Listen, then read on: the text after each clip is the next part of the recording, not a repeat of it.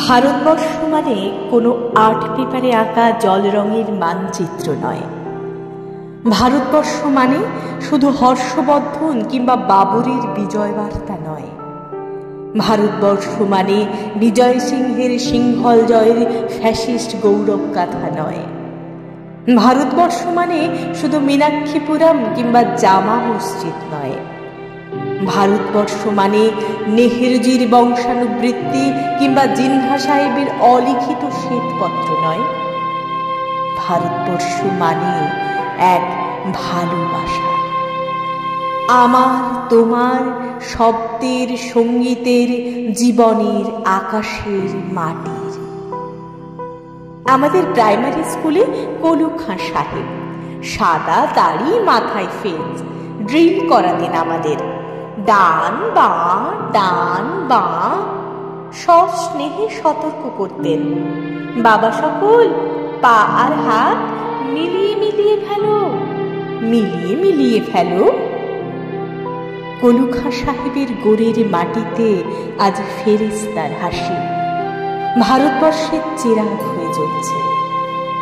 বদরু মিয়ার হাতের কর্ণিকে শিব মন্দিরের গায়ে কত ফুল কাটা, আর তার জোগাড়ে হয়ে মশলা মাখছে ঈশান বাউরি। নিয়ামত শেখ আর গোকুল মাহাতো এক পাটাতনে ধান ছাড়ে। সোনালি গোবিন্দভোগে খামারে ঠিকরে পড়ে সোনালি আলো।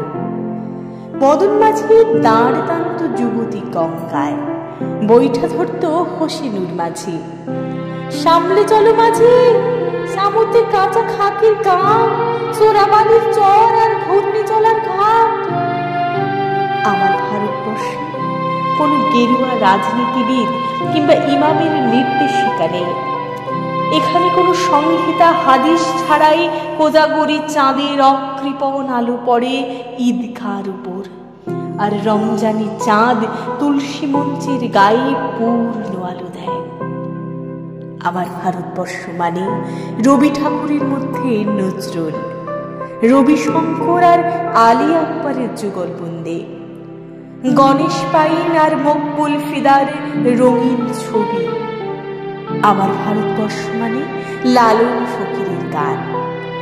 আমার ভারতবর্ষে আমি শুনেছি মোহাম্মদ রফির সঙ্গে লতার ডুয়েট, দেখেছি পাল্লা দিয়ে আজহারের সঙ্গে শচীনের দৌড়, খেলার মাঠের প্রান্তে দাঁড়িয়ে শুনেছি নঈমুদ্দিনের তদারকি চিৎকার, বিজয়ান, আকিল, কুলজিৎ, বাইচুং, মাঠটাকে আরো বড় করো।